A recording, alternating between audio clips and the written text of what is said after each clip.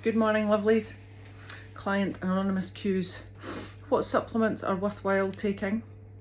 You mentioned in one of your posts about what you used to be like, and one thing that stood out was thoughts that you were going to die of a heart attack or a panic attack. I've recently been having these thoughts. I try to change my thoughts when they come up, or change what I'm doing to distract me from these thoughts. Do you know why you thought like that and what stopped them? It's only been in the last month or so that it's been happening. Question number 3. I add my protein powder to my breakfast every day. Is that okay even in days when not training, or is it more beneficial on training days only? And question number 4. How do you decide what weight to lift initially to avoid injury if you are new to lifting? How long should you need to recover between sessions? So question number 1, what supplements are worthwhile taking? So for a midlife woman, I would definitely suggest a multivitamin, because we generally don't get enough vitamin C, vitamin D, etc. Alright, so definitely a multivitamin. Definitely something for your joints. I take omega oil and an actual joint supplement, which does help. I don't take any particular kind, in all fairness. You could just have a look in Holland & Barrett or Tesco or Boots. Definitely something for your joints though. Definitely omega, because it does help with your joints, but it also helps with your heart health and your eye health. Definitely creatine, because it increases your recovery time from training, but there are also small bits of scientific evidence to say that it helps with brain fog, which is predominantly why I take creatine, to be fair. So creatine, multivitamin, omega, and a joint supplement. Also possibly, depending on where you are with your diet and stuff, possibly a calcium supplement for your teeth and your bones, because our bones can get a bit brittle as we get older. All right, so that's the supplements that I would suggest. Question number 2, you mentioned in one of your posts that used to be like, and one thing that stood out was thoughts that you were going to die of a heart attack or a panic attack. Yeah, so I'm sorry to hear, whoever you are, that you've been having these thoughts. They're actually awful, and I think it's probably only with hindsight that I realised.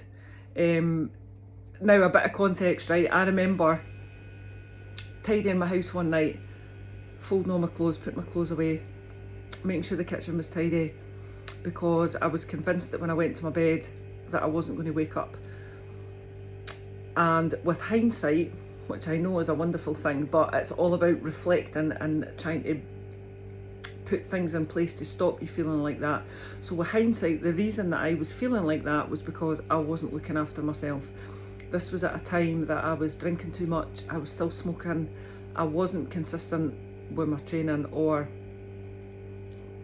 I wasn't training, and every night I was eating a pizza, drinking a bottle of wine, smoking 20 fags, pretty much. So it was, those feelings did come from the fact that I wasn't looking after myself. The reason that I wasn't looking, like, we could go so deep here, alright, but the reason that I wasn't looking after myself was because my confidence was shot to fuck. I didn't believe that I was worth looking after. So also with hindsight, which is a wonderful thing, what I should have done, right, I was just out of the end of a very shitty long relationship. What I should have done was I should have went to a counsellor. And I did actually go to a counsellor once, and I sat and cried for the whole 60-minute session. I couldn't speak, I couldn't tell the counsellor what I was thinking about, right? And again, with hindsight, I should have went back, because I know that I would have got past that, but I didn't. I just decided to self-medicate with wine and pizza and cigarettes, and probably wasted about 2 years of my life by doing this every night. So the thoughts obviously only get worse. Now, I did come out the other end when I started to journal. I started to not drink wine and eat pizza every night. I cut back on my smoking, and eventually I got well over it, and I haven't ever had those thoughts. This was years ago. This was more than 11 years ago, 12, 13 years ago. But it's a bloody awful place to be. So that's why I thought like that, and what stopped it was the fact that I actually began to look after myself. I did a lot of work on self-help, I read a lot of self-help books on confidence, on self-belief, on getting out of a shitty relationship, whatever the thing is that started this. So there will be a reason why it started, but unfortunately I can't help you with that. Obviously I'm not a qualified counsellor. I would recommend everybody goes to a counsellor that has thoughts like this, or at the very least read self-help books and journals and write stuff down, and just generally be nice to yourself. And again, do you know what, a lot of people say, oh, be nice to yourself, just sit on the sofa. Right, that's not being nice to yourself. So it's more about believing that you are worth, it's worth eating good food. You deserve to feel fueled, you deserve to feel nourished, you deserve to go to the gym, you deserve to have some time for yourself, you deserve to do something else other than sit on the sofa and do the scroll of doom with wine or whatever your thing is. So please consider going and seeing a counsellor. Yeah. And sorry, obviously these are anonymous, so I don't know who you are. So if you want to message me, please feel free. You'll have my number, you're one of my clients, you'll got me on WhatsApp. So if you want to chat about it, or if you want me to go more in depth, or if you want to jump on a phone call, just drop me a message, let me know who you are, all right, and we can have a chat about it.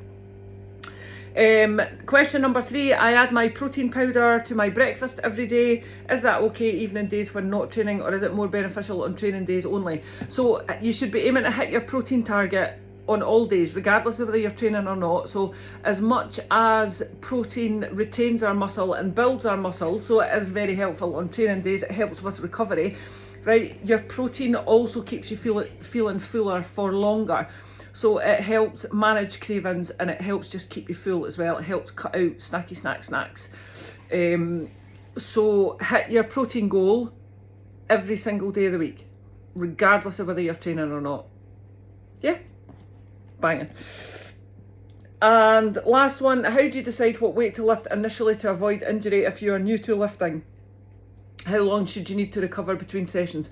This is actually a very subjective question, right? And quite often you will hurt yourself more with bad technique than you will with the wrong weight. It's, for example, it is very, very easy to hurt yourself doing a light deadlift if you don't have the correct technique, because you'll just walk up to the bar and rip it off the floor. You won't bend your legs, you'll use your lower back, so it's very easy. So it's probably more a question of technique coaching as opposed to the weight that you have on your bar. So obviously I would highly recommend getting yourself a coach.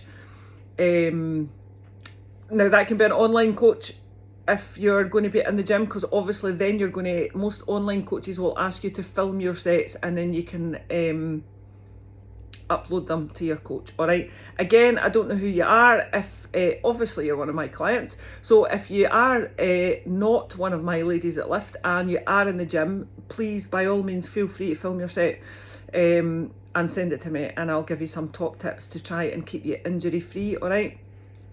However, remember also, if you are trying to build muscle, it needs to be progressive overload. So you can do less reps with a heavier weight, or you can do more reps with a lighter weight. But in my opinion, you will be more likely to hurt yourself with a lighter weight and shitty technique than you will with a heavier weight and good technique.